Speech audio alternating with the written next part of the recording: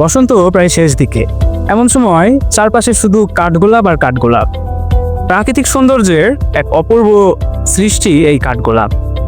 বসন্তের শুরুটা শিমুল ফুলের দ্বারা হলেও সমাপ্তি ঘটে কাঠগোলাপের দ্বারা। অন্যদিকে নিজের অনুভূতি প্রকাশের জন্য ভালোবাসার মানুষকে কাঠগোলাপ দেওয়াই যায়, কারণ এই ফুলটা যেন এক নীরব অনুভূতি। গোলাপ ভালোবাসাকে জানায় উচ্চ স্বরে, তবে কাঠগোলাপ জানায় নিস্তব্ধে, শান্ত, গভীর, স্থায়ী ভালোবাসার কথা। তাই কাউকে ভালোবাসলে শুধু গোলাপ নয়, একটা কাঠগোলাপও হতে পারে নিস্তব্ধ ভালোবাসার সবচেয়ে সুন্দর ভাষা। কাঠগোলাপের বেসিক্যালি সায়েন্টিফিক নেম তথা বিজ্ঞানভিত্তিক নাম হচ্ছে প্লুমেরিয়া এবং এটি অ্যাপোসিনেসি পরিবারের একটি সদস্য। এই গাছের পাতা ও কাণ্ডে সাদা দুধের মতো আঠালো পদার্থ থাকে, যা উদ্ভিদকে পোকামাকড় থেকে রক্ষা করে। এই ফুল শুধু সৌন্দর্যে নয়, বিভিন্ন ধর্মীয় সামাজিক অনুষ্ঠানেও কাঠগোলাপের ব্যবহার অনেক পুরনো।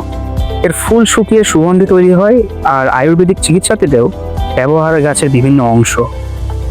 আয়ুর্বেদিক চিকিৎসায় এই কাঠগোলাপ জ্বর, ডায়রিয়া, চর্মরোগ এবং শরীরে বিভিন্ন ফোলা প্রশমে বেশ ভালো কাজ করে।